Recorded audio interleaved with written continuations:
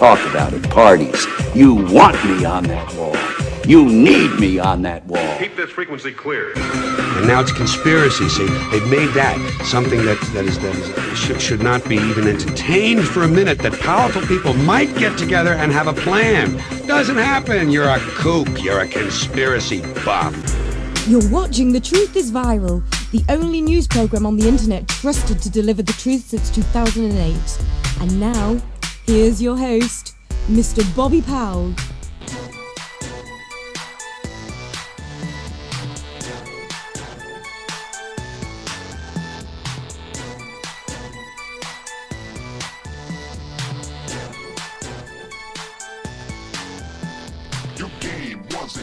Welcome back to The Truth is Viral Live. My name is Bob Powell. That is original music by my boy Magatron. He is awesome.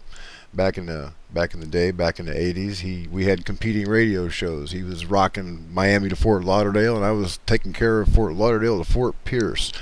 I'd had a little surprise plan for you guys, but it's going to have to wait until next week because I was not able to get it finished in time for the show. But I think you're gonna like it. Before we go any farther with tonight's show, I want to share with the live audience a video that I just uploaded about the Comet ISON being the sign of the coming of the Son of Man. My friend Steve Fletcher had said that he had received word from the Lord that Comet ISON was going to signal the rapture. And at first, Steve wasn't what we call in the Christian community date setting, because the Bible says that no man knows the hour or the day, not even Jesus Christ knows, or the angels in heaven. Only the Father knows. And as long as he didn't set a specific date, I was okay with letting him have his say, because he is a biblically knowledgeable individual and he is my friend. And you know, everybody's got a pet theory. Okay, this was his. You know, why shouldn't people be able to hear what he has to say? But today, Steve uploaded a post that declared January 26th as the date of the rapture, and that's something that I don't agree with. Now, before going any further with this, I'm just gonna play the video that I recorded earlier today, and that will pretty much take care of it. Here we go. Welcome back to The Truth is Viral. My name is Bob Powell, and I need to apologize to my viewers and especially my followers on Facebook. I had a man on The Truth is Viral named Steve Fletcher. I consider Steve to be a friend. He is a biblically knowledgeable man, and I know that he loves the Lord. Steve had claimed to have had a revelation from the Lord about Comet ISON being the sign of the coming of the Son of Man. And, you know, as long as he wasn't setting any dates, I let him say what he wanted, because, you know, it really doesn't affect anybody's salvation. It really doesn't. May give people some hope that that isn't there, but you know, a lot of people have a lot of theories, and I am not a prophet. I'm not even a pastor or anything like that. I'm searching for truth just like you guys. Okay, so I'll have people on my show from time to time that I don't agree with. And even though I did not agree with Steve initially, and I still don't, I respected his opinion enough that I would, you know, have him on the show and let him have his say. Today, Steve posted a blog post that claims that January 26th is going to be the marriage of the Lamb and the bride, you know, the church, the rapture. And Steve, I'm sorry, but that's date setting.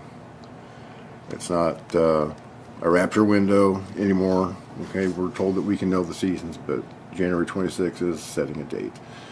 And recently, Steve's gotten involved with a poster on YouTube called Renee Moses, and this woman is a serial date setter. So I can't, in good conscience, continue to post Steve's blog posts on the Truth is Viral website. I've sent a message to Steve, and I told him, when we're still here on the 27th, will you talk to me? And he said that he would, if we're still here. And I'm praying that he's right, but I don't think that he is. What I think we all should learn from this, and what I've said from the very beginning, is that we need to be prepared right this minute, as if Christ is going to come right this very second. But we also need to be prepared as if there will be no rapture at all. Okay, do you understand what I'm saying? Men are fallible, and men interpret the Word of God. All I know for sure is that it's happening, and it's happening soon. We're told that we can know the season, and this is the season. So I'm not sure exactly, when the rapture will be. I'm not sure that there will be a rapture. I don't know if it's going to be a pre-trib, mid-trib, or post-trib. I'm actually leaning towards post-trib, pre-wrath. If you don't know what that is, you will, because I'm going to have some people on the show that will talk about that.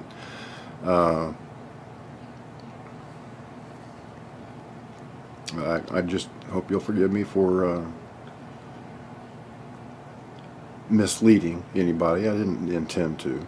I just wanted to give somebody that had a different take on the subject his say, because I do respect his biblical knowledge, and I value Steve's friendship, and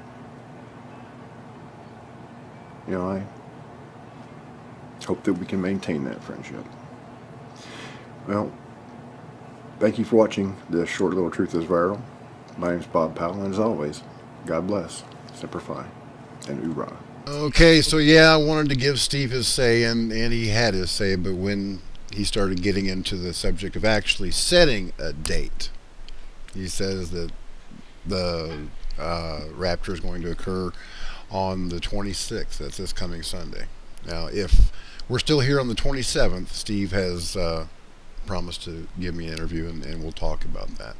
But I hope nobody expects me to jump on a bandwagon that's going to lynch Steve Fletcher for being a false prophet, because like I said, everybody's got their little things that they believe, and Steve is biblically knowledgeable, and he had some interesting points. He really did. They just flew in the face of everything that I had learned growing up. But still, I'm not an authority on the subject. Don't come looking to me for answers, because I don't have any. I'm searching for truth, just like you guys. We had a little funny today. That's this right here. This is Justin Bieber. This is a satirical little headline. It says, "Judge to Justin Bieber. Join the Marine Corps or go to jail." That is so funny. In the first place, Justin Bieber is a Canadian. Okay, so I don't even think they allow Canadians in my beloved Marine Corps, and so I think that he's probably better suited for the Mounties. You remember that Monty Python song? I'm a lumberjack and I'm okay. Work all night and I drink all day. Or wrap that around, reverse that. But anyway, yeah, the song ends up where I like to wear women's clothing, and then everybody, goes. Yeah, have you ever looked at Justin Bieber? Let's take a look at his mugshot here. Oh, isn't he pretty? He's just one of the cutest little... I don't even know what to call him. Just cute. Yeah, I don't think that's going to work. But here, oh my gosh, look at this. Miley Cyrus and Justin Bieber side by side. You know that they were cloned in a lab somewhere, right? Look at these two. They They're identical. I wonder if Billy Ray Cyrus is actually Justin Bieber's father. But you know what was what really got me? After he was arrested in Florida, what was it, yesterday? It was plastered all over every single network. Fox, MSNBC, CNN. All they could talk about was Justin Bieber. Blah, blah, blah, blah, blah, blah, blah. Who cares? I mean, seriously. He's not that good of a singer. You know, I think that his main appeal is to 12 to 15-year-old girls that look at this guy, and I mean, he's cute. I mean, he is cute.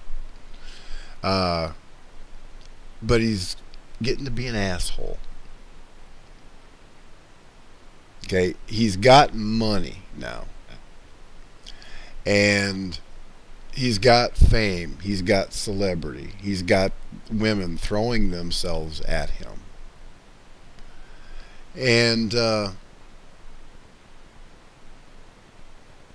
you know, I can understand how that might go to your head.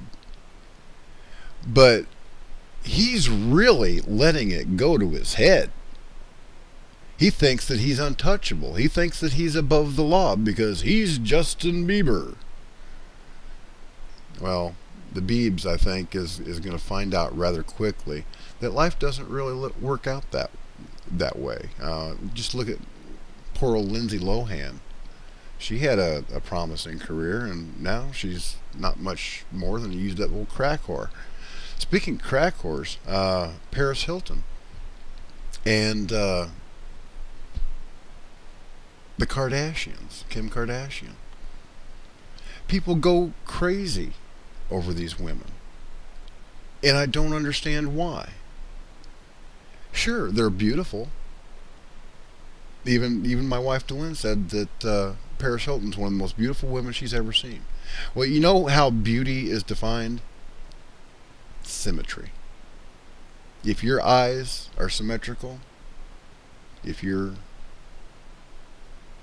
eyebrows, lips, teeth are all perfectly aligned, well, you're considered beautiful. But I'd like to remind everybody how these two women, Paris Hilton and Kim Kardashian, became famous in the first place. Paris Hilton got spooged all over her face by Rick Solomon, the guy she was dating at the time. Put that out on the internet. Classy, baby, classy. Kim Kardashian, similar situation. And this is what makes them famous. This gets you a reality show in the United States. Being a whore. Notice I didn't say slut. I said whore because they're getting paid for this, honey baby.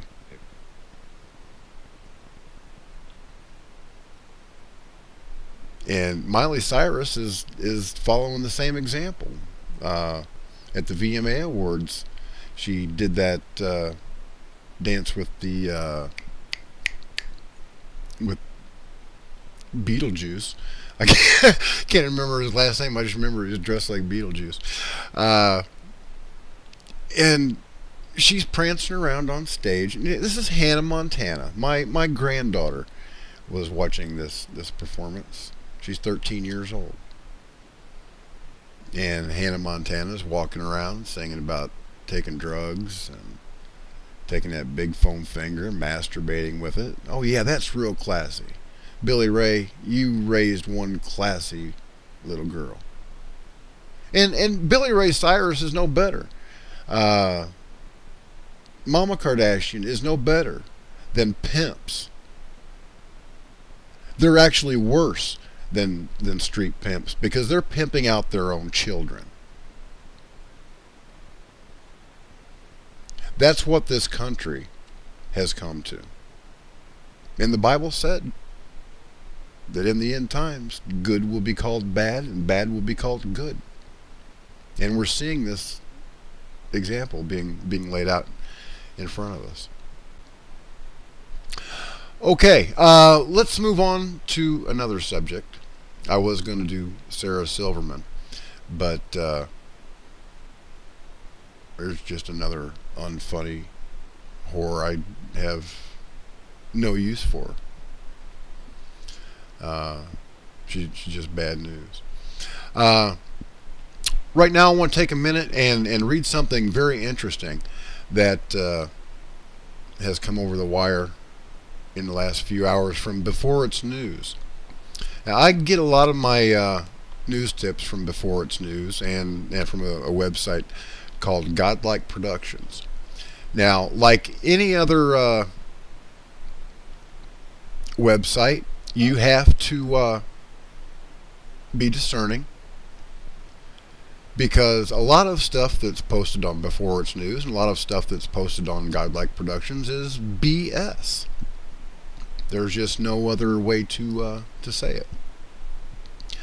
But this post by Before It's News, it was posted by their management, which is unusual. Now it says, we received this letter yesterday, I'm quoting now, from an anonymous source via U.S. mail. Before It's News is just a conduit for your news, and we thought this information might be of value to our readers. Here's the full text of this letter from people who claim to have worked on the design and construction of the new MetLife Stadium. The original, or the upside-down American flag on the stamp on the outside of an envelope is an interesting touch. Titled The Treason Bowl, February 2nd, 2014, at the Meadowlands Sports Complex. The letter begins, Hello. For reasons soon to be obvious to you, I will not introduce myself, nor any of the others who have contributed to this notification.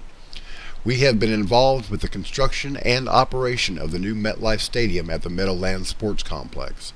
Some of our involvement precedes the groundbreaking, and some of our involvement is current. From here on, I will refer to the upcoming Super Bowl as the Treason Bowl.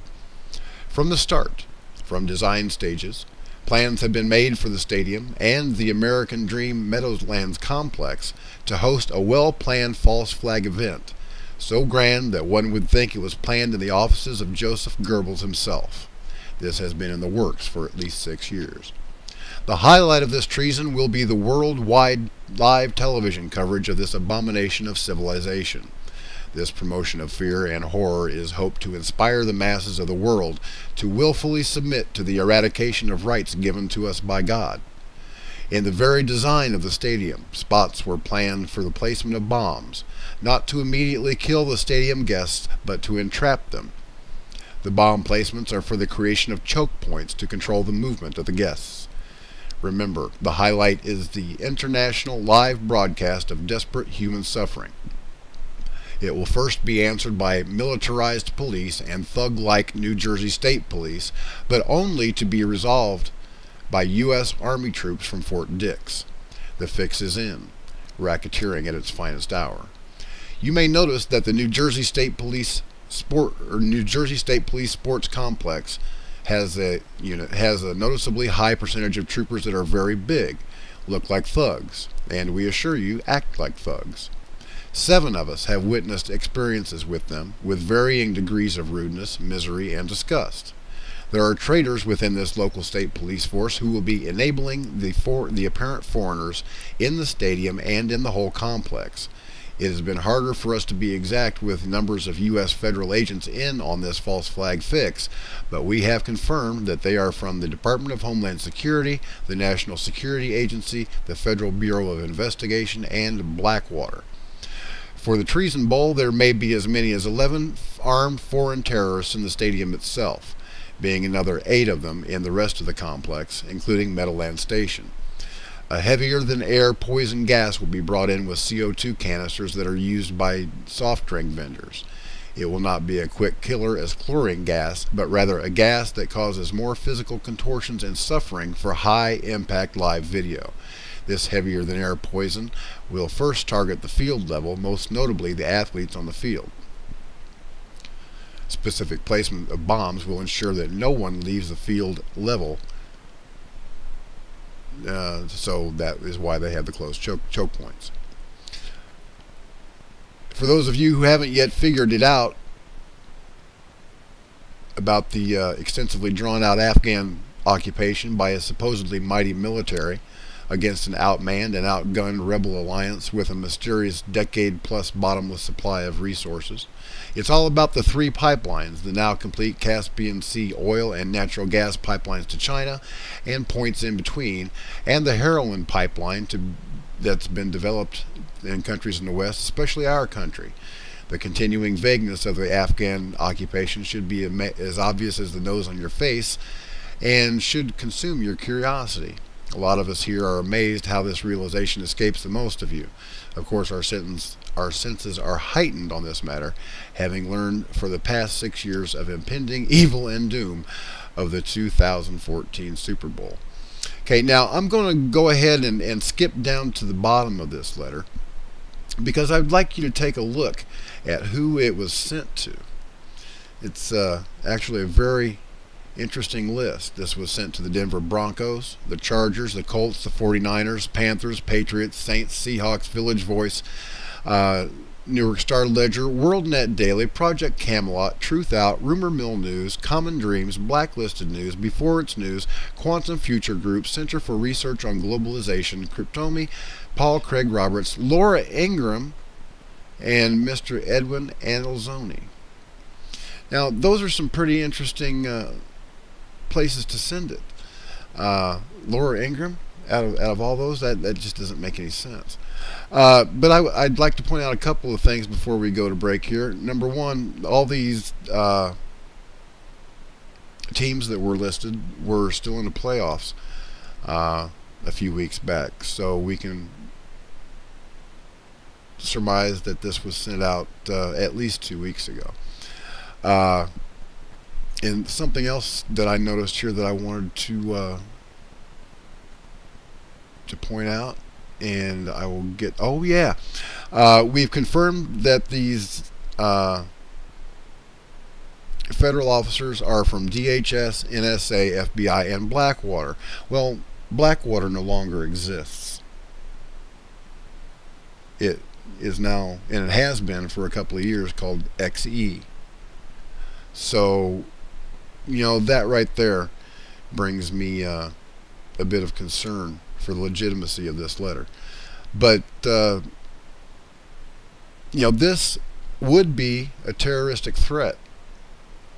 At least it would be considered to be a terroristic threat. Here's the outside of the envelope.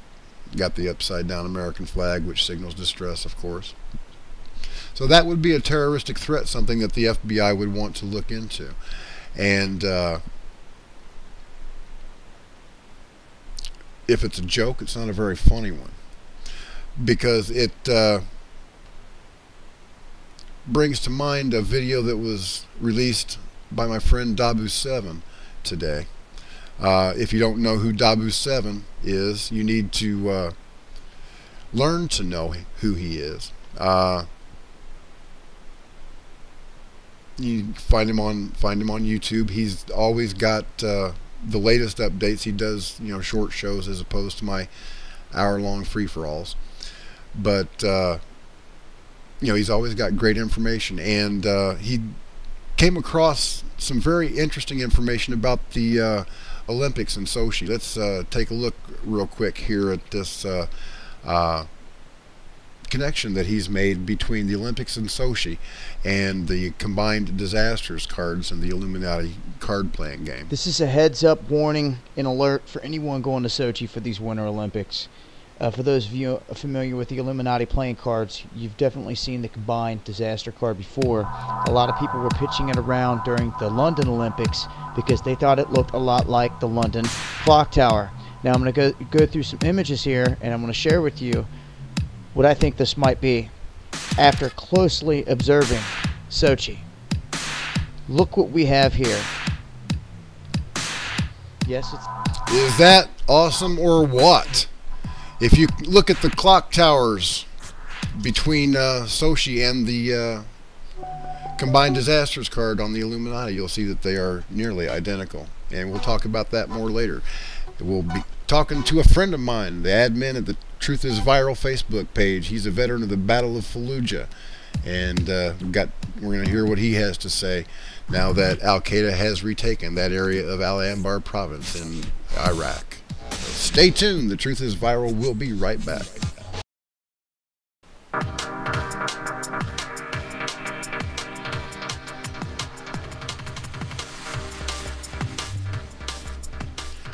Welcome back to The Truth is Viral. My name is Bob Powell, and we're going to talk about Fallujah and Iraq in the next half hour. But before we get into that, I want to remind everybody that the Guerrilla Media Network has a 24-hour listener line. If you're in a store or someplace, you don't want to turn it off because everything's just so exciting. The news is coming at you so fast. You want to listen to us while you're walking around on your iPod or whatever. You can call 712-432-7848. It's a free call, and as long as you've got unlimited minutes on your phone, you can listen to it all day long. Now, also, the call-in listener line for this show right now, call in to talk to me, to talk to my guest, is area code 218-862-9829. So write that down, and if you have any questions for me or my guest, Jimmy, then, please feel free to call. Now, Jimmy is really my right-hand man at The Truth is Viral. He takes care of the Truth is Viral forum. That's at ttiv.forummotion.com. I would put the work that Jimmy's done up against any forum on the internet. He keeps it fresh and exciting, and he's just doing an awesome job. And he's also an admin on Facebook at facebook.com/thetruithisviral. He's doing just a great bang-up job for me, and I cannot tell everybody how much I appreciate all that he's done. And he's not only continuing to serve the Republic now, but back in 2004, Jimmy was part of the second Battle of Fallujah. It was called Operation Phantom Fury. From November to December, various Marine and Army units assaulted the city. It was the heaviest urban combat since the Battle of Way in 1968. And I followed this battle with great interest because my old unit, the 1st Battalion, 3rd Marines, was there. And Jimmy was there, too. I did not know him at the time, but he was definitely in my prayers. Now, in the past few weeks, we've heard a lot of news about how al-Qaeda has been resurgent in Iraq. And I find it, rather ironic. I really do. That 1 minute Barack Obama says, well, we're kicking their butts all the way back to the Stone Age, and the next minute our embassies are burned, our ambassadors are raped and murdered in the streets. Oh, you didn't know about that, did you? Yeah, Ambassador Chris Stevens was raped by those Muslim scum before he was murdered. They feel that raping a man before they kill him will sentence him to being a woman for eternity in hell. So yeah, 1 minute al-Qaeda's on the run, and the next minute, well, here they are taking back ground that my brothers bled and died for, ground that they should not have been on in the first place. If anybody's that has been an OG of mine, been with me for a long time, then you'll know how I feel about the Iraq War. Afghanistan was necessary, but the Iraq War was absolutely unnecessary. And as I just think that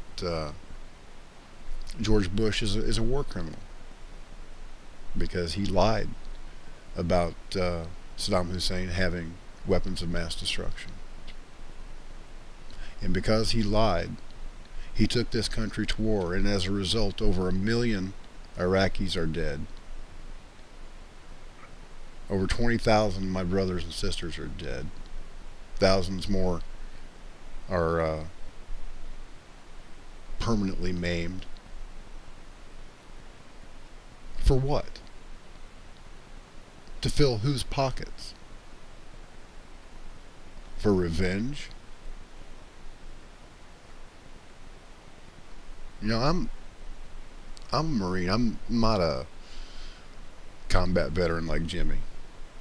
Never fired a shot in anger or had one fired at me, but yeah, I believe that when you go to war, you had better have a damn good reason for spending our blood and treasure. And if you go to war based on a lie, well, you should be spending the rest of your life in Leavenworth. Maybe the death penalty should apply, because that's treason. And the penalty for treason is death. So, right now I'd like to bring my friend Jimmy on the line. And, Jimmy, are you there? Yes, sir. All right. Jimmy, when did you... Let's kind of introduce you to my viewers and give a little bit of your CV, your curricula vitae, as it were. When did you join the Marine Corps?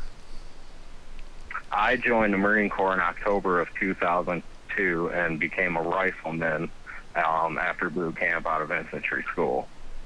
Where'd you go to advanced infantry training? I was sent to 2nd Light Armored Reconnaissance Battalion out of 2nd Marine Division out of Camp Lejeune, North Carolina, where I spent my entire career, my 5 years with them. I primarily served with Alpha Company, and that is the company I served with during Operation Phantom Fury in Fallujah in 2004. Okay. My occupational specialty was a rifleman, 0311 infantry. That's what I wanted to be. That's what I chose. It was the hardest, and that's what I had wanted to be since I was a kid. So and I find myself in the middle of a war where I never belonged to be. Yeah. How long after the Battle of Fallujah did you stay in the Corps? I stayed in the Corps until July of 2007 when I was discharged due to medical reasons. Okay. And we'll talk about that later too, because I think I recall from our previous conversations that a lot of your medical difficulties are service related, possibly from depleted uranium there in Fallujah. Connected disabled veteran. Yeah. And okay, Jimmy, tell us about the Battle of Fallujah. Where were you in country when you first received orders to that you were going to attack Fallujah for the second time? When we received our first brief that we were going to attack Fallujah for the first time, I was approximately 900 yards west of the line of Fallujah on Camp Bahria, which was the closest camp to the city, which was also part of the main complex of Camp Fallujah. And on that camp with us at the same time was 3rd Battalion, 5th Marines, and also your battalion, 1st Battalion, 3rd Marines. We had been conducting reconnaissance operations all around the city, including many feints conducted to penetrate the enemy lines to see where their defenses were the strongest. Leading up to the battle, we dealt with a lot of that. Most of our largest firefights actually happened during that time frame when we were probing their defenses. And that's what led to the eventual battle plan that forced them to come in from the north. During the battle, our unit was mainly sent as a blocking force in the south end of the city, facing the Queens district of Fallujah, where we encountered sporadic enemy attacks all throughout the fight. The most props that needs to be given to anybody in our unit is our mortar section, because our mortar section spent the entire Battle of Fallujah firing mortars out of their tubes nonstop. They supported both of the RCTs that led that attack through that city. And the work that they did is above and beyond what most Marine infantry mortar units will ever do in a career firing mortars. Hoorah! I appreciate that. My MOS was 0341, which is 81 millimeter mortar gunner, and I know, they can rain down hell on a target. So how many rounds a minute do you think they were firing?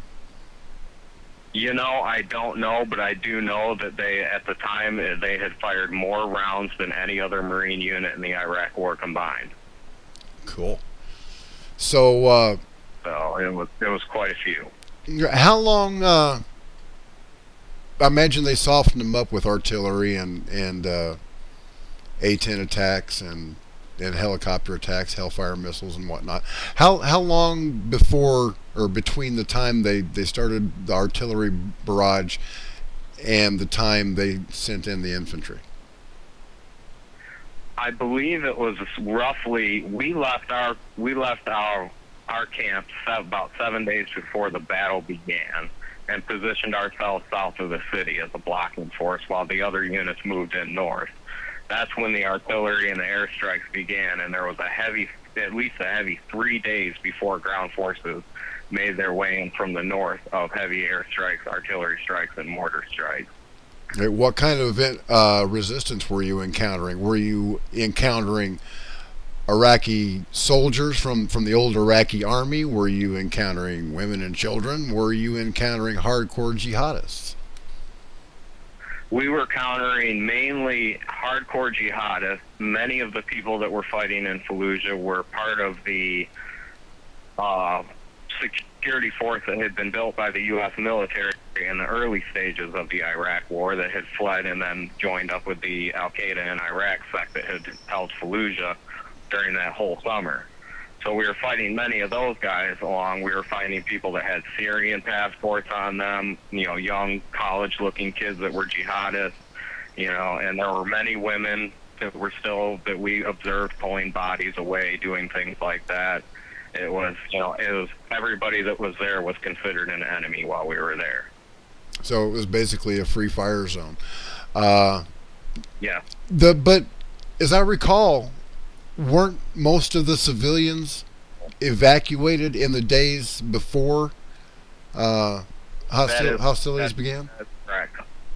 So once that had been done, there really wasn't anybody left except people that wanted to be martyred. Isn't that right? Civilians that stayed. There were some that were forced to stay because they had no other means to leave the city.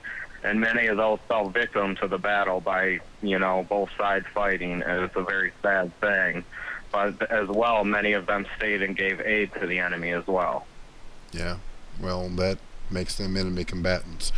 Okay, now here recently, we've seen a resurgence of al-Qaeda in Iraq. And I imagine that, Pete, what is that? I don't know. I'm hearing it as well. Okay. Well, anyway. Okay, we've seen a resurgence of al-Qaeda in Iraq, and they're taking back the very ground that you guys bled over, and I'm sure that more than a few of your friends, paid the ultimate price for that garbage piece of real estate. Do you talk with your old buddies from the Marine Corps, and have you talked about this with them, or does it piss you off just a little bit that the land that you gave your blood and guts to is being reverted right back to the same people that you stole it from or wrested it from? Because you took it from them, buddy. They weren't giving it up. Yeah, we've had many discussions since the news first broke. I got to tell you, when the news first broke, it made me so sick to my stomach I threw up. Yeah. It's so many good Marines lost their lives during that battle. So many Marines were maimed. So many Marines live with the horrors of that battle. Not a day goes by in my life that I don't think about that battle. And to see them retake everything we took, it feels like it's all in vain. And it's horrible to be in our shoes right now. Yeah, I can imagine. Like I said, I'm not a combat veteran myself, but I gotta know how you feel, brother. I do. I've had things taken from me that I didn't feel should have been, but they were nevertheless. Jimmy, this al-Qaeda resurgence isn't just going on in Syria. It's also going on all across the Middle East, and it's being supported by our former commander-in-chief. I mean, he's your former commander-in-chief, never was mine. But he's now the commander-in-chief of the United States Armed Forces.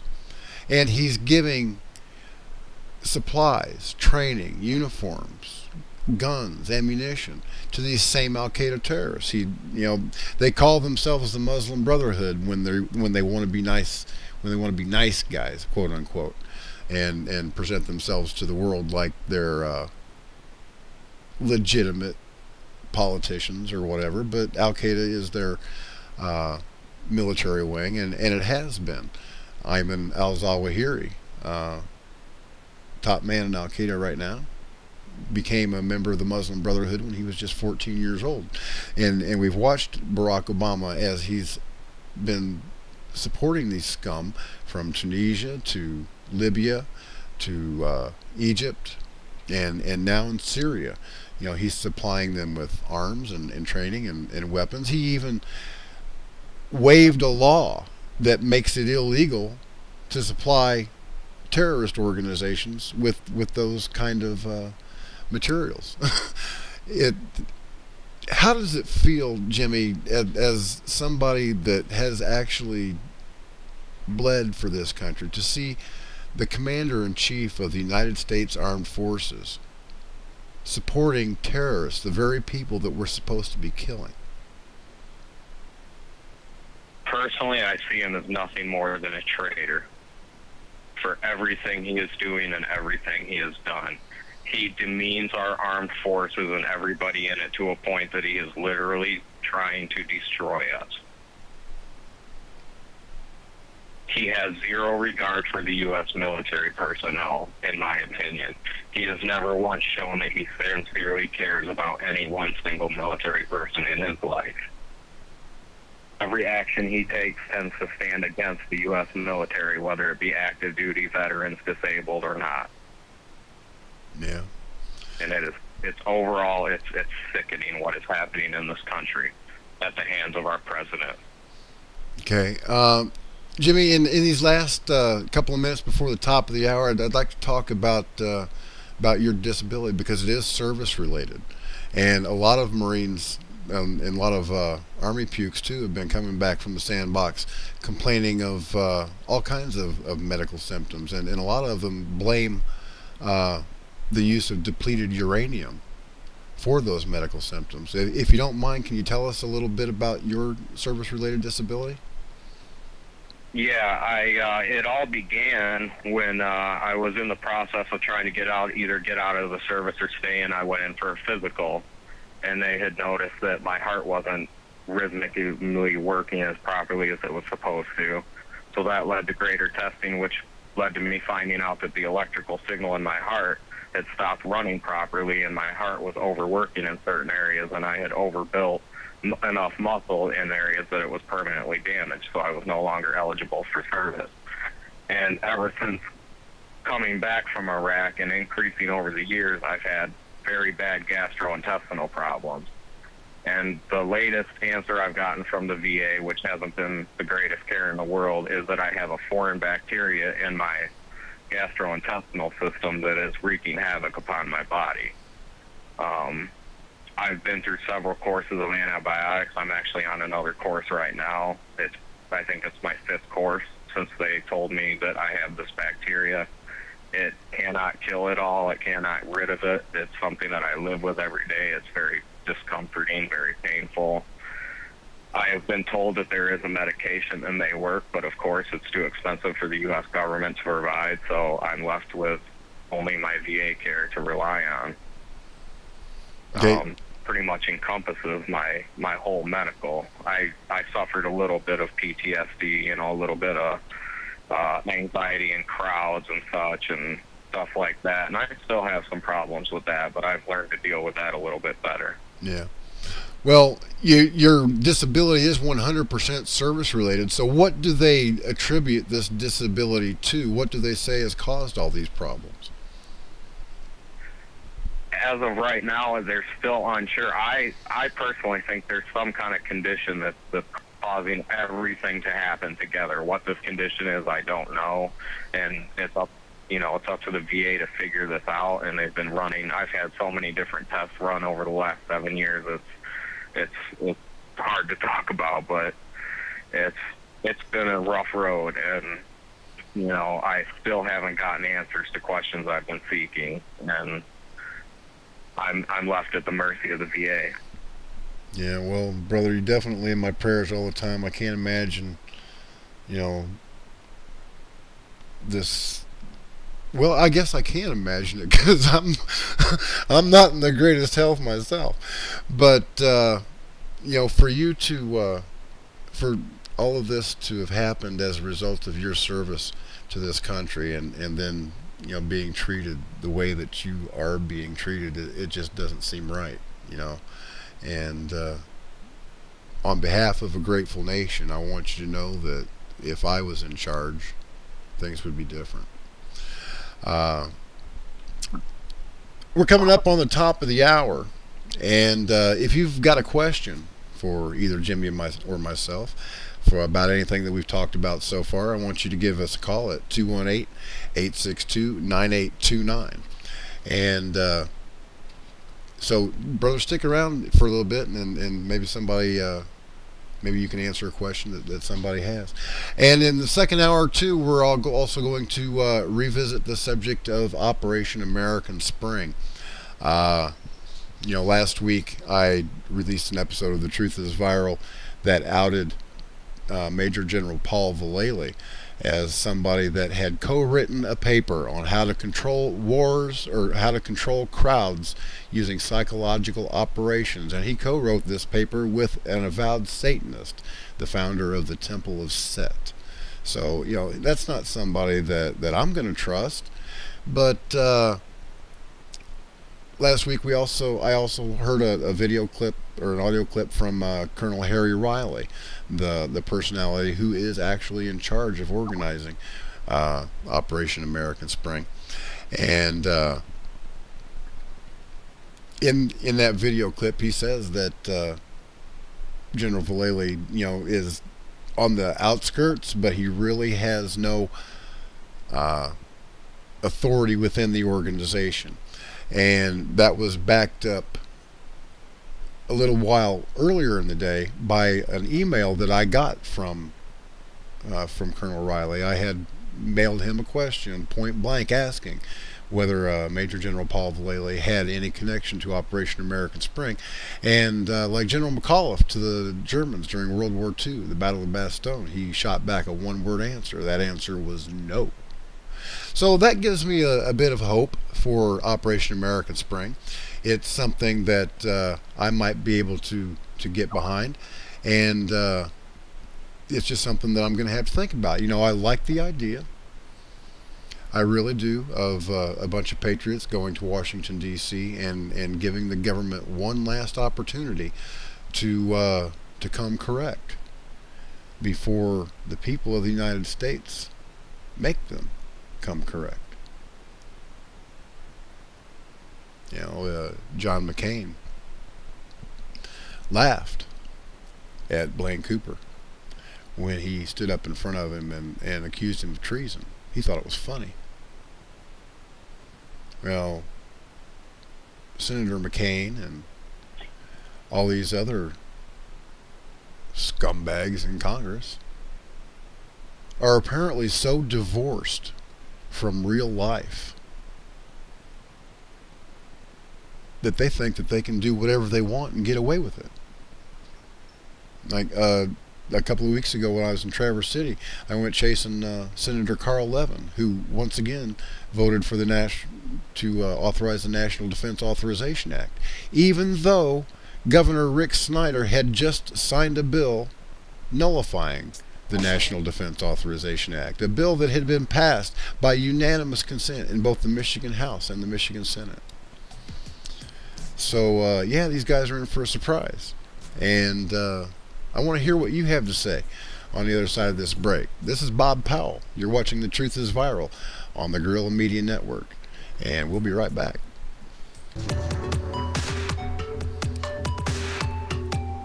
Welcome back to The Truth is Viral. I'm your host, Bob Powell.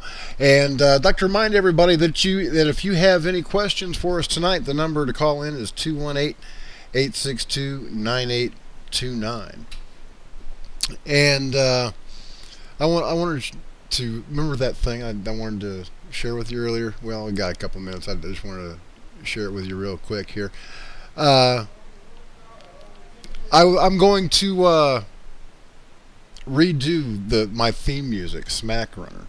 I'm going to add some rap lyrics myself. A lot of people don't know that back in the day, I was actually a disc jockey myself, working in Detroit, and I was rapping south of 8 Mile before Eminem had any hair on his nuts. So I just wanted to share this with you guys here real quick. This is I just got this off a VHS tape. This is DJ Bobby Breeze back in the day, just about ready to go live with the Friday night party or Saturday night party mix. Isn't this cute? Look at that cute guy.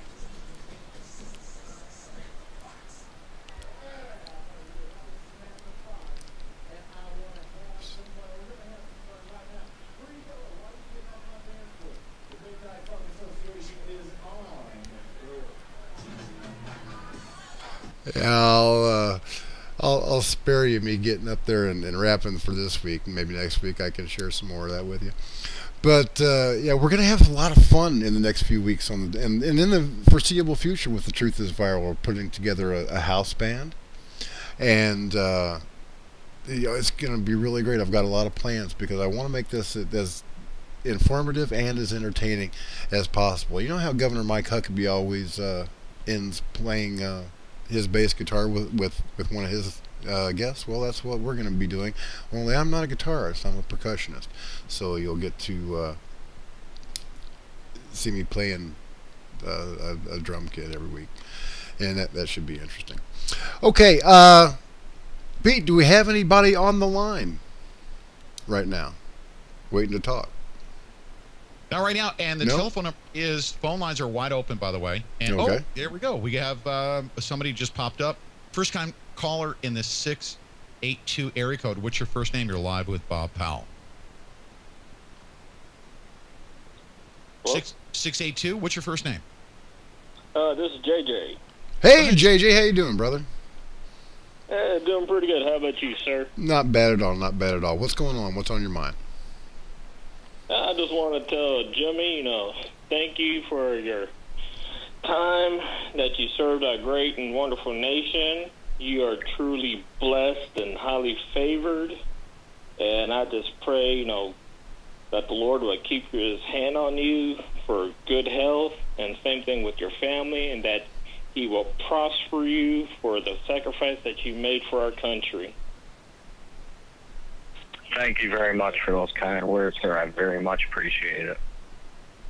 Yeah, for a great man, that did what you did, it takes a true man of God with that unique anointing to do the things that you did. For something like that is very, very unique. You read in the Bible of warriors, but not many people were warriors. So there's only a selected few. And so, with that being said, thank you, sir, for defending our nation. Thank you. I was just doing what I felt was my duty to my country and to the people of my country, and that duty never rests. I'll always be here. I'll always be fighting for the American people. Yeah, that is truly awesome, Jimmy. You're truly blessed, truly blessed. The same thing with you, Bobby.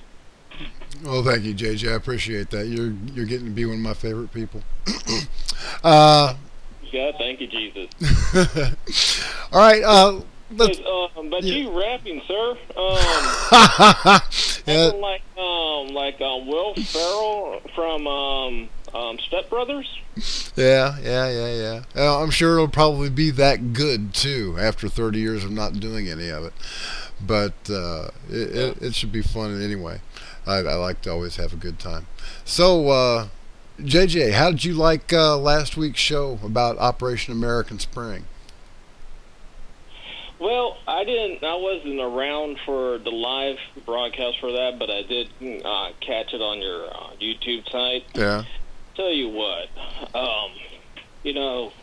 as disappointing as it is, there's still something there. I mean, for example, you have a lot of patriots. I don't care if, you're white, black, Hispanic, or Oriental, that truly loves this country. And on that note, you also have the opposite side of the fence. They want to run this country into the mud. They want to turn it into a communist country or a socialist country. For them, they need to go home. They need to go home to France, to Venezuela, or wherever they want to go, where their communism. Better yet, send them to China. Yeah, they'd probably like it in China, because that's exactly where the country's going. To communist China or communist Russia in the early days, and they see it. I remember seeing a video of what was his name? David Axelrod, I think, and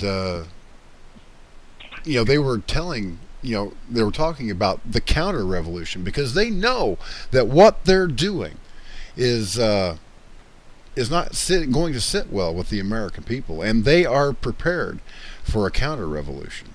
And they were talking about putting people in camps, rounding us up, and this was 30 years ago. It was Larry Gramthal from the Weather Underground. That's what it was. I brought up the subject of what's going to happen after we take over the government. We become responsible then for administrating 250 million people. And there was no answers. No one had given any thought to economics.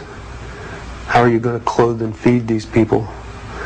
The only thing that I could get was that they expected that the Cubans and the North Vietnamese and the Chinese and the Russians would all want to occupy different portions of the United States.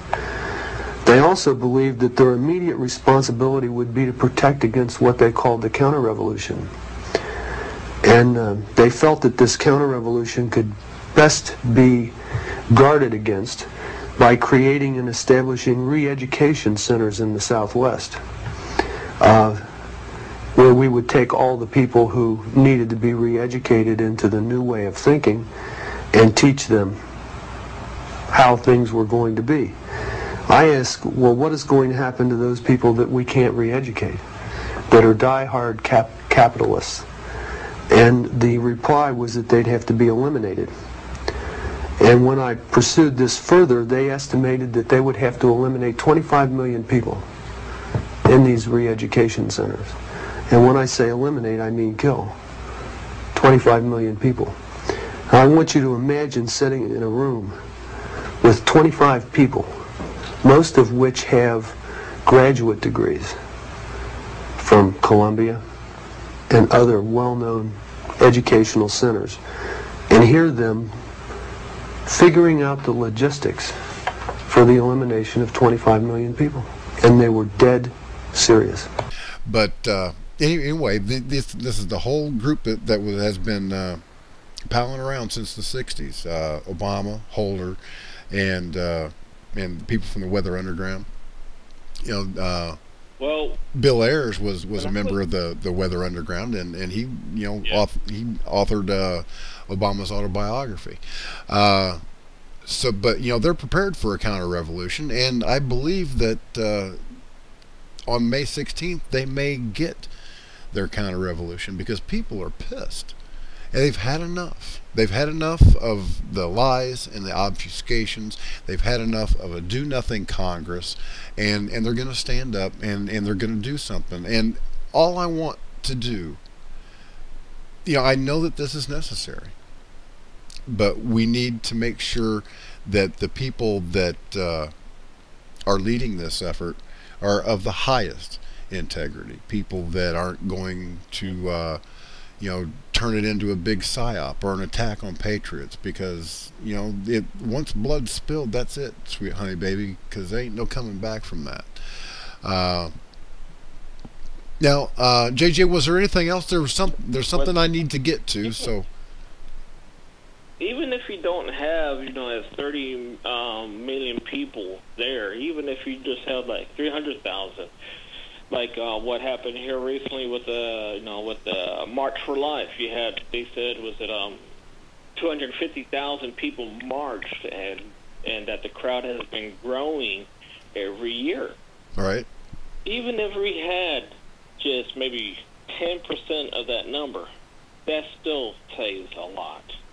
Well, it may make us feel good to have 30,000 people there, but there were 1.3 million bikers in Washington, D.C. on this past September 11th, and they got maybe 30 seconds on television. So, we're going to have to be more committed. We're going to have to commit to spend more time in Washington, D.C. rather than just driving through, revving our Harley motors. Oh yeah, because was it last year I tried to organize a support rally for Israel that was going to take place this past October, and I sent out a bunch of mailers, to a bunch of churches, the synagogues in the Dallas-Fort Worth area here in Texas, and the only ones that showed up was my pastors and my wife. So, with that being said, people think that this is a joke. But once, like you said, once blood starts spilling on the ground for our Constitution, which is one of the most beautiful documents on this earth, they're going to oh, the nut jobs are right. Yeah. Well, we won't be called nut jobs then. We'll be called the next generation of fathers of our country. So thanks for calling in, JJ. I'll talk to you later, brother. I got to move on to something else. And thanks for calling in. Be blessed, Jimmy. Okay. Thank you. Have a good weekend, bro. Okay, right now I would like to move on to something new that just came out today. This is an open letter to all Americans from Colonel Harry Riley. This was posted at the Save America Foundation about the Operation American Spring. And Ken from Michigan is online. We'll get to you in just a minute, brother. Okay, the open letter begins thusly. This is from Colonel Harry Riley, the founder of the Operation American Spring. To all patriots, black, white, male, female, civilian, military, truckers, bikers, militia, veterans, young, old, every American that loves freedom and liberty. Mission: restoration of constitutional government, rule of law, freedom, liberty of the people, for the people, by the people, from despotic and tyrannical federal leadership. Assumptions: millions of Americans will participate. American veterans and patriots are energized to end the tyranny, lawlessness, and shredding of the United States Constitution. Those in power will not hesitate to use force against unarmed patriots, exercising their constitutional rights. Patriots may be killed, wounded, incarcerated. There is no hope given today's technology of secrecy for the efforts, or there is no hope given today's technology of secrecy for the effort, nor do we want it secret. Concept of operations. Phase 1. Field millions, as many as 10 million patriots who will assemble in a non-violent, physically unarmed, though spiritually and constitutionally armed, display of unswerving loyalty to the United States Constitution and against the incumbent government in Washington, D.C., with the mission to bring down the existing leadership. Go full bore, no looking back, steadfast in the mission. Phase 2. 1 million or more of the assembled 10 million must be prepared to stay in D.C. as long as it takes to see Obama, Biden, Reid, McConnell, Boehner, Pelosi, and Attorney General Eric Holder removed from office. The senior Republican in the U.S. House of Representatives will become Speaker of the House, and the U.S. House of Representatives will elect a temporary President of the United States. The senior Democratic leader in the U.S. Senate will become the Majority Leader. The United States Senate will elect a temporary Vice President of the United States. Phase 3. Those with the principles of a West, Cruz, Lee, DeMint, Paul, Governor Walker, Sessions, Gowdy, Jordan, Issa will comprise a tribunal and assume positions of authority to convene investigations, recommend appropriate charges against politicians and government employees to the new U.S. Attorney General appointed by the new President. The U.S. Congress will execute appropriate legislation to convene new elections for positions vacated consistent with established constitutional requirements. The date of operation, Friday, May 16, 2014. We are past the point of no return, thus must move forward with an effort to save our nation, as there is no other choice. We are asking, pleading with you, and any others that have resources, national voices, email lists, blogs, Facebook, Twitter, to call for a nonviolent American Spring in Washington, D.C.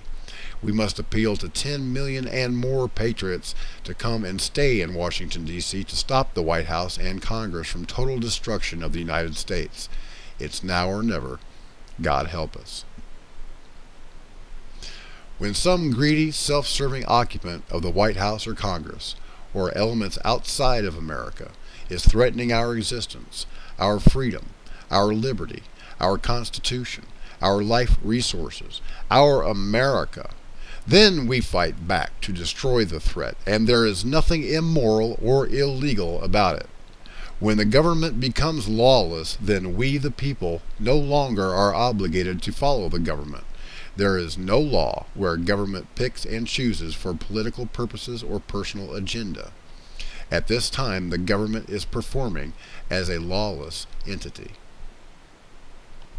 We see no reasonable, hopeful sign that indicates there are honorable, loyal, mature, critical thinking, experienced people in government that understand the chaos about to rain down on America, nor do they care. Our only hope is that we, the people, call, organize, and draw a few million patriots to stay in D.C. for an American Spring. It would be the catalyst to draw the line and bring to a conclusion a decision on the out-of-control government, one way or another. America will rise up or surrender. For me, I only go to my knees in the presence of God Almighty. My knees will not touch the surface as a result of some pissant occupant of the White House, or a corrupt legislator, or outside element. I will fall to my death standing, if necessary. Will this be a cakewalk? No. It will be painful, and some people may die, because the government will not be nonviolent. Some of us will end up in a cell, and some may be injured. If that's what it will take to save our nation, do we have any choice?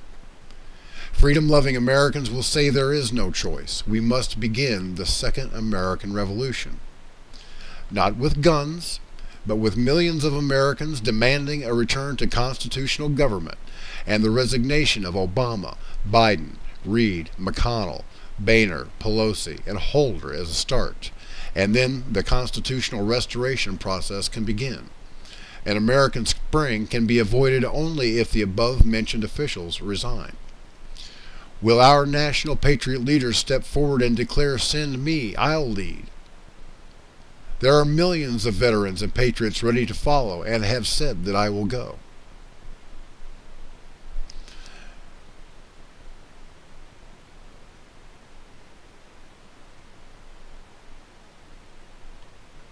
I urge all organizations, particularly veterans and military retirees, begin planning to visit Washington, D.C. in the April-May timeframe. Stay tuned to Constitutional Emergency Patriots for America, patriotsforamerica.ning.com for updates and guidance. Please bathe this effort in prayer, as there is no personal agenda or gain save liberty, freedom, and restoration of constitutional government for we the people. Signed, Harry Riley, Colonel, United States Army, Silver Star, retired, Niceville, Florida. Well, that's very nice. And I have a little technical glitch. It'll take me about a second to work out. My mouse has frozen, and I'm fixing that as we speak. Without a mouse, I can't control what you see or what I see.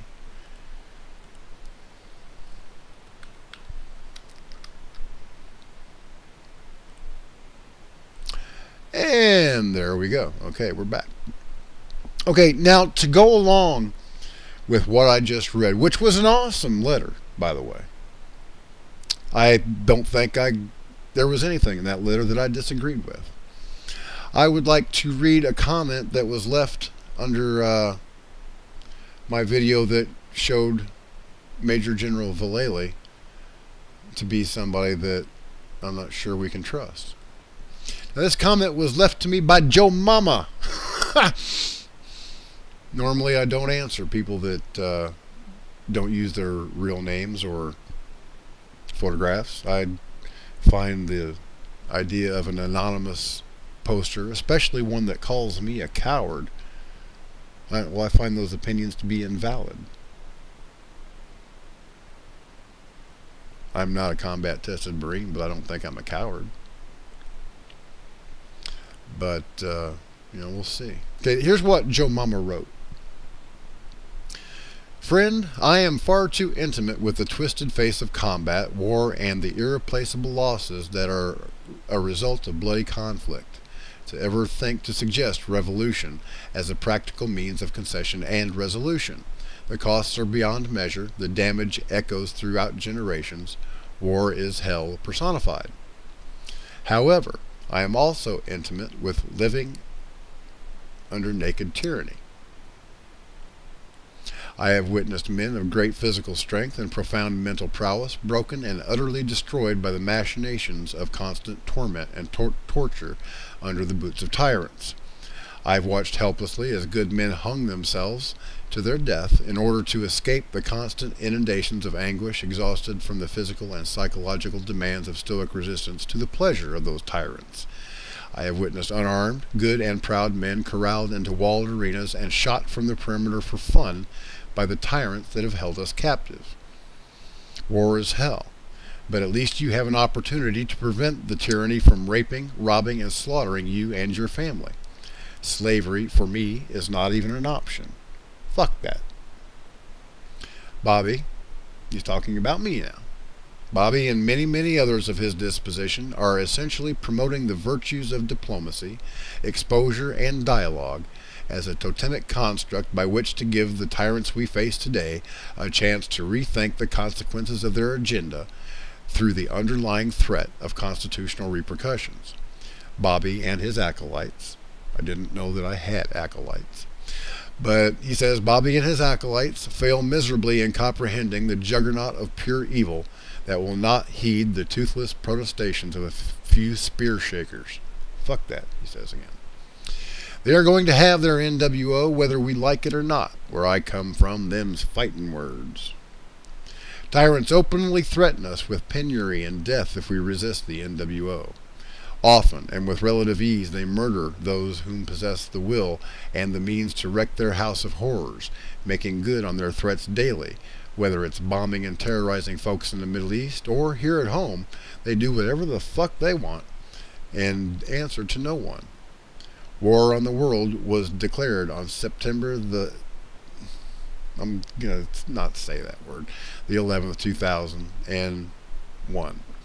The Bobby Powells, Alex Joneses, and Christopher Greens, and all of the rest of these quibbling, quaking, quarrelsome fucks will burn in the camps. Instead of mustering militias to task, these fucks will draw folks into a fucking corner with no way out but death. Idiots.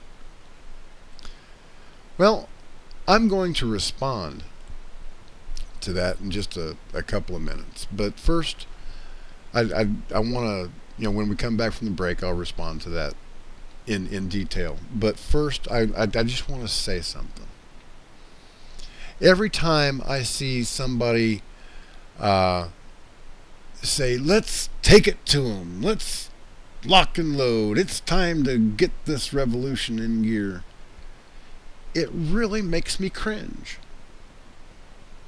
I can almost guarantee that most of the people making these comments have never even held a weapon, much less felt the sting of combat.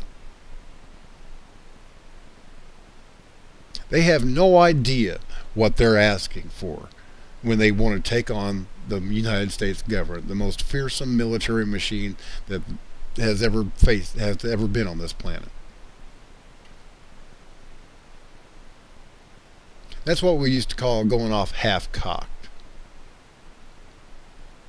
And go ahead and take that in a couple of different ways, because it applies to people like this that think that they can just declare war on the American government and that it's going to be all fun and games, that nobody's ever going to take them to task, that they can make all the threats that they want, and nothing's going to affect them. Well, I've got news for these folks. You're wrong. If a second American Revolution begins in this country, it's going to be bloody. It's going to be fought in our neighborhoods, in our homes. The people that are calling for this second American Revolution are going to smell the cordite, the gunpowder that's just been fired at them. Round may have just taken off the head of their child or their spouse.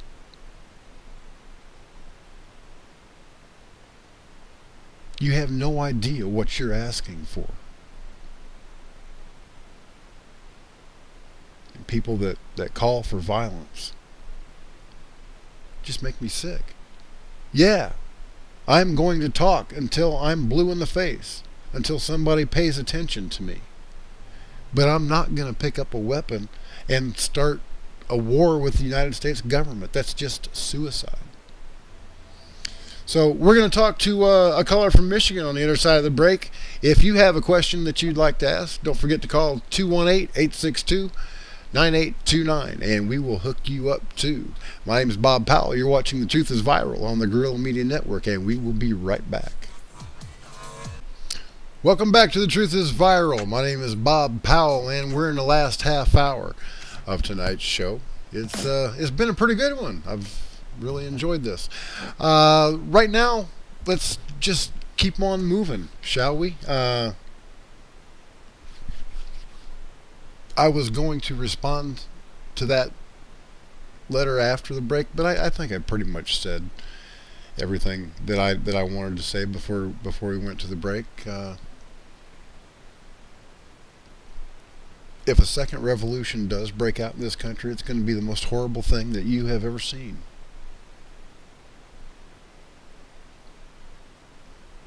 So yeah, I'm going to talk about it. I'm going to urge diplomacy. I'm going to provide as many facts as I can gather, because we need to not only generate support among the American people, we need to generate support among our elected legislators. We need to generate support among the active duty military, because these are the people that have the power right now.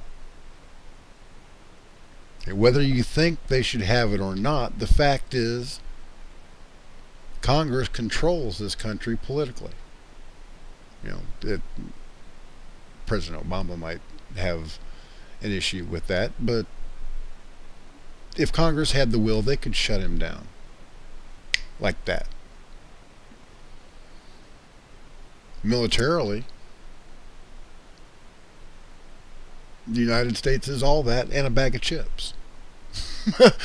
It really is.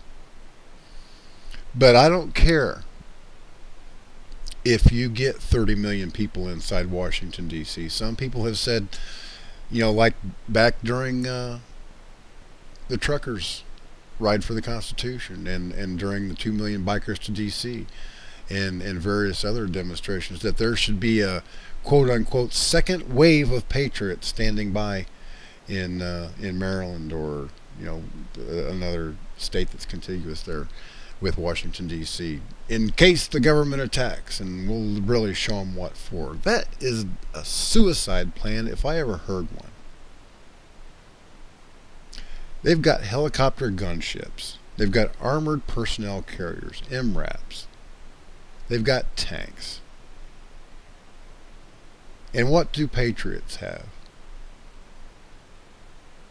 Maybe a 30-06 or a 308. That's about the largest caliber semi-automatic rifle round that you're going to find is a 308. And those 308s are just going to bounce right off of their MRAPs. Won't even chip the paint on an attack helicopter.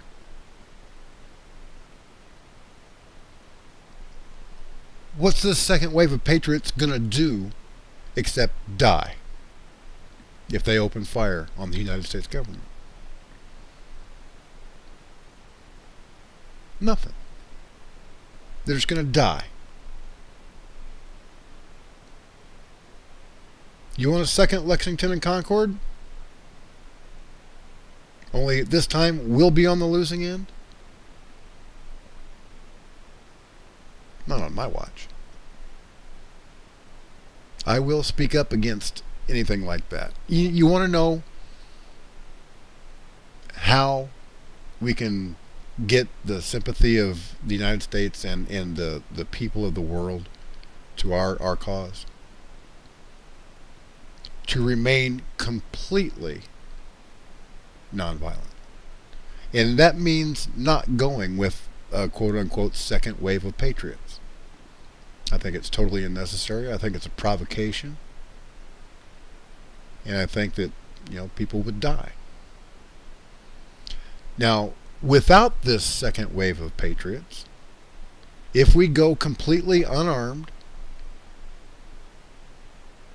you remember the movie Gandhi, where they were working on the railroad and they were striking and they were walking up to the British, just one right after another. They get whacked over the head. Okay, they move his body and the next person comes up. He gets whacked over the head. Move his body. Next person walks up. He gets whacked over the head. That's what we need. We need enough people with the balls to go in there and get whacked over the head. Because if the rest of the country, if the rest of the world sees peaceful protesters being hurt, being shot, being killed by the United States government, that's the end of them. They won't have to worry about 30 million people being pissed off. They'll have to worry about 300 million people being pissed off.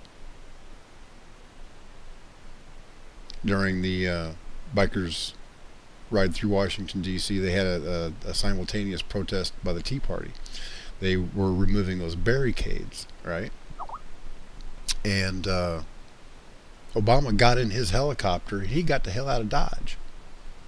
Remember seeing that on TV? I thought that was just funny as hell. He was afraid of just those few people.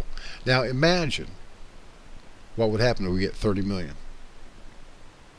It would be a true American Spring. Okay, right now I would like to bring Ken onto The Truth is Viral. Ken is a Michigander from right here in the great state of Michigan. Ken, what you got? What's on your mind, brother? Well, you say, Bob, this second time I've listened to you, I listen to Peace and Telly every day, but I think we got to win this war on the information war.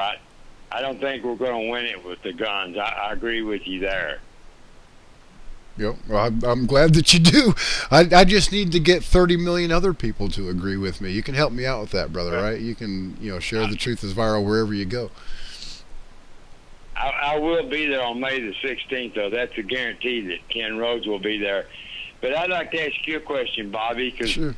I read a book that was wrote back in 1978 by Walter Board, and he says we'll never win if we don't get the National Security Act recalled. What's your thought on that?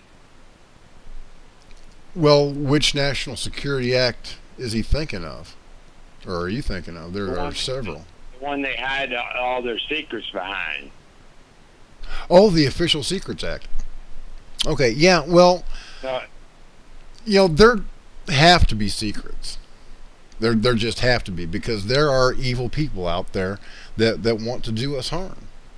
And, when it comes to the NSA, I fully support the National Security Agency in their effort to sniff out foreign terrorists. That is their job. That is their mandate. What I don't support is when they turn their data collection efforts inward at United States citizens, violating our Fourth Amendment rights against unreasonable searches and seizures, because that's exactly what's going on. Here in Michigan, Ken, the entire state is now a constitution-free zone as far as the Fourth Amendment goes, because ICE, the Immigrations and Custom Enforcement Agency, can search through any electronic device within 100 miles of the border of the United States. And the way Michigan is situated, that 100-mile constitutional exclusion zone encompasses the entire state. So theoretically, I could be sitting right here in my living room, not having gone to a foreign country, not planning on going to a foreign country, and ICE agents could come busting through my door, because they can write their own warrants now. So they can come busting through my door and search my computer for whatever they want, and it's legal. And they don't even need a warrant for that. When the underwear bomber, when they went to court down here, and Kirk Haskell went into court, him and his wife both was a lawyer, they threw the National Security Act on that case, didn't they? I really don't know. I can't comment intelligently on that. I did not follow the case of Abdullah Matab that closely, except to note that he was an idiot. But yeah, he was put on that flight. More than one people saw an American agent put him on that flight, and they don't seem to always hire the brightest people when they find somebody to conduct their false flags. Because Richard Reed was a shoe bomber, but he's just an idiot. And Abdullah Matab was the underwear bomber, an idiot. They can't even get their matches to stay lit. So these are all as long as I understand that we got state secrets that they got to protect, but no matter what it is, they throw it under the National Security Act. So as long as they're able to do that, what chance do we have of ever bringing anything out that they're doing that's corrupt when they say it's national security? Well, there really isn't, because they can say whatever they like, and at the moment they've got the power to make it stick. Like for example, Anwar al-Awlaki, they say that he was the first American citizen ever murdered by the United States government without ever having been charged with a crime in a court of law, much less convicted of one. But Obama and Eric Holder made the decision to kill him in a back room without any congressional oversight, without any judicial review whatsoever. They made this decision on their own by means of a secret process. Well, the Fifth Amendment to the Constitution guarantees us the right to face our accusers by jury. in a jury trial.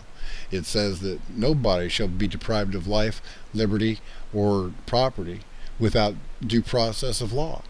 And I don't care what way you spin it. Nobody is going to tell me that two guys sitting in a back room somewhere constitutes due process.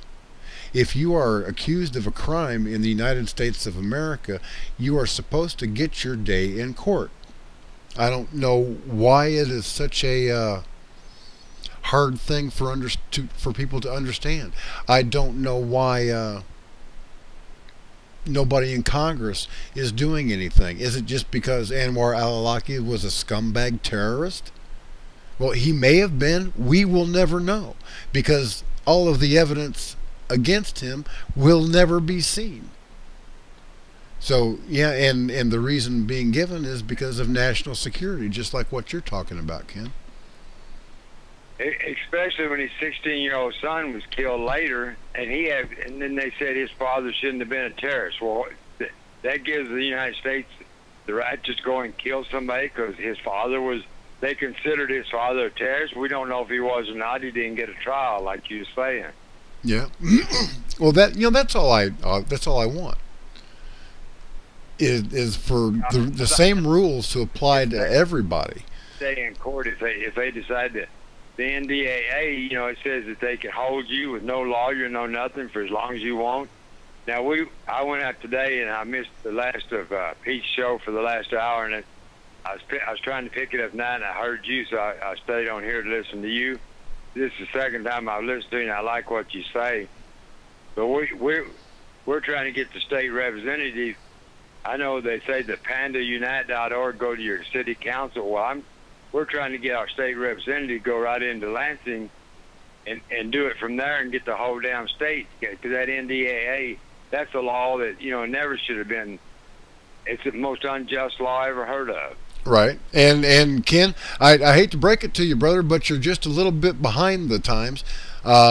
This last legislative session, both the Michigan House and the Michigan Senate voted unanimously to nullify the National Defense Authorization Act, and Governor Snyder signed that bill into law just before Christmas. How about that for a Christmas present? So if the federal government thinks that they're going to come to the great state of Michigan and black bag anybody, they got another thing coming, because this law that Governor Snyder just signed into law makes it a crime for any employee of the state of Michigan, from a file clerk to the head of the National Guard or the State Patrol, to cooperate with the federal government unless they have a proper warrant that's been signed by a judge. Sections 1021 and 1022 of the National Defense Authorization Act do not apply in the great state of Michigan, because we told the Obama to just take it and shove it right up his culo. Well, I know that one. I'm sorry, can you repeat that? I didn't hear you. I said I thought I was up on everything, but I'm behind on that. And when did Snyder sign that one in? Just before Christmas. How about that? That was a great Christmas present. Well, that's great, because we was talking to our state representative. He didn't know anything about it. Well, So he must have known something about it, because they voted unanimously to pass it. Who is your state representative? I missed what you said there, Bobby. Who is your state representative, Kim? His name is Ken. I forget his name. He's out. I went out to Eddie, a tire shop, and me and Eddie was talking to him about that, because we was going to go Panda Unite. We was going to go to our city council. Eddie, let's get the Ken. What's it? Bulky or something. And he didn't tell us. He didn't know it wasn't signed, because he didn't say anything to us about it today. Huh. But I'm glad to hear that. Yeah, it was signed into law by Governor Snyder just before Christmas, and I just thought that was great. So thanks for calling The Truth is Viral, Ken. I appreciate the kind words, and I'm glad you like the show, and I hope I can, count on you to keep on following the show. Don't forget to like The Truth is Viral on Facebook. Follow us on Twitter. Go to the blog at bobpowell.blogspot.com, and you can subscribe to that also and get emailed updates every time that there's a new post. And if you want to talk to me in the last 15 minutes of the show tonight, or last 10 minutes now, you need to call 218-862-9829. And don't forget, if you want to listen to the Guerrilla Media Network while you're out and about, you just call this number on your cell phone, 712-432-7848, and you can listen to the live audio stream from the Guerrilla Media Network all day long, and it won't cost you a single penny as long as you've got unlimited minutes. You gotta remember that.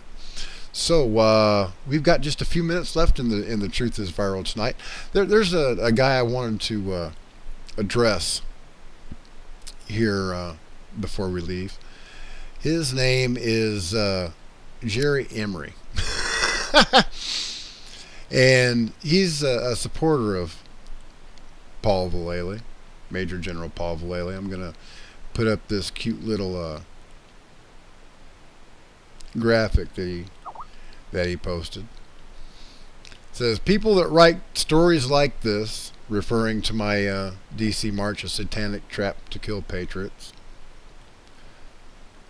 expect you to believe stories like these, talking about Bat Boy predicts global warming disaster, and I was Bigfoot's love slave. Well, that's just funny. And I'll tell you why it's funny. Because this guy is so in love with Major General Vallely that he completely ignores the fact, and it is a fact, that Vallely co-authored that paper about using psyops to control crowds with Satanist Colonel Michael Aquino back in 1980. It's a fact. You can't divorce. He can't divorce himself from that, no matter what he says. And look at this. This is the mentality of the people that we're fighting, the people that are supporting General Vallely, because this guy is apparently some blogger over at the Patriot Action Network.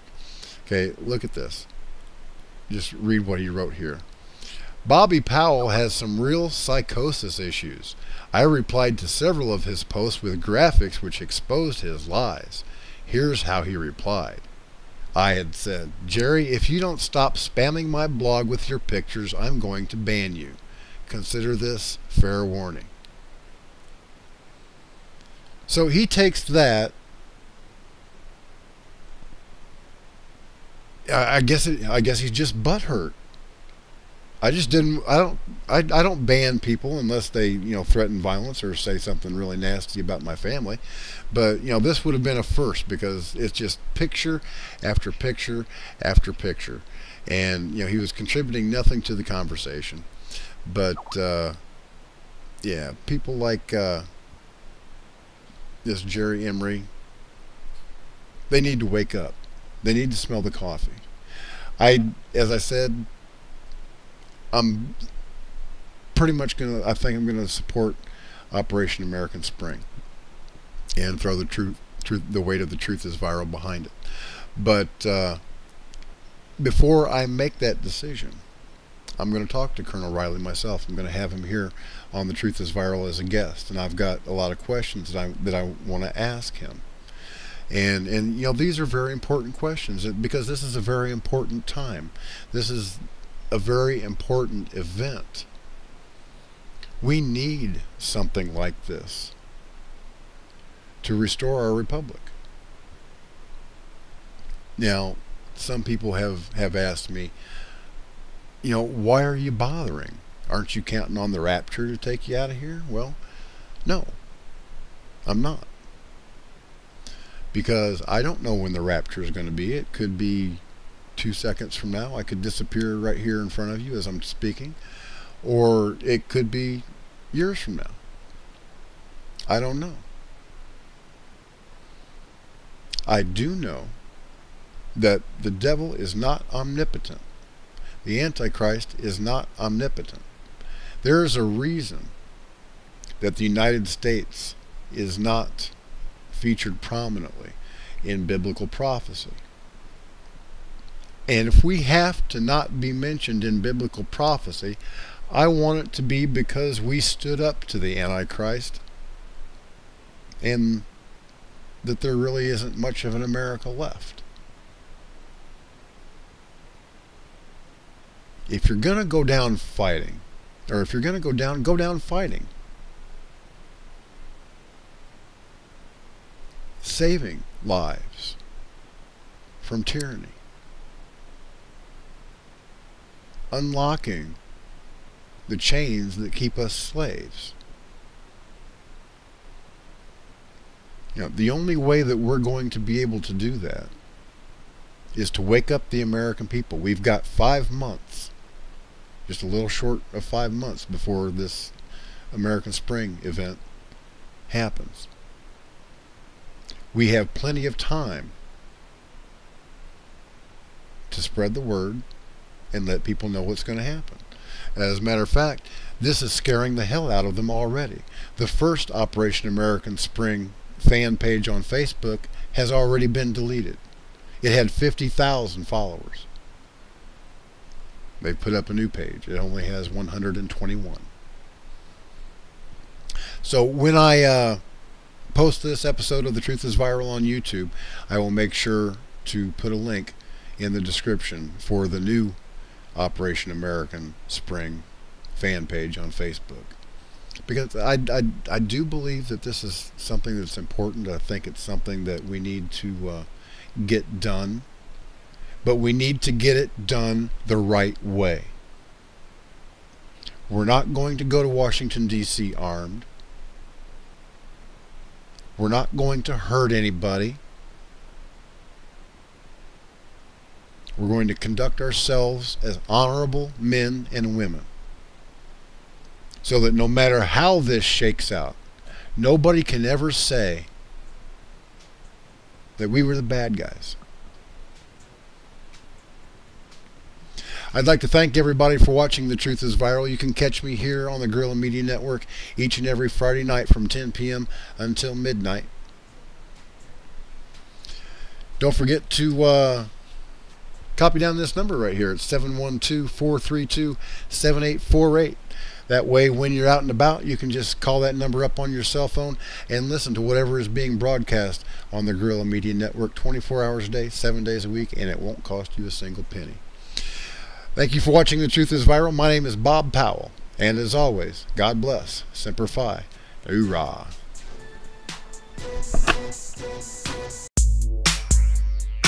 Thank you for watching The Truth is Viral with your host, Bobby Powell. Make sure to follow The Apocalypse on Twitter at The Truth is Viral. Like The Truth is Viral on Facebook, and if you can, please remember to donate to the cause via PayPal at www.bobpowell.blogspot.com.